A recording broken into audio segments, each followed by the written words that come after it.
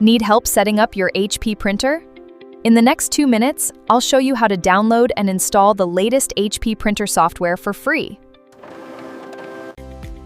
First, open your web browser and visit the official HP support website. Enter your printer model number to find the correct drivers and software. Select your operating system. Then click the Download button to get the latest HP Easy Start software or printer driver package. After downloading, open the installer and follow the on-screen instructions.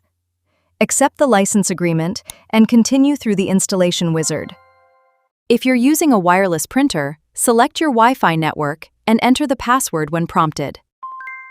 The software will automatically detect your printer. Once the printer is detected, finish the setup process and allow the software to install all necessary drivers and updates.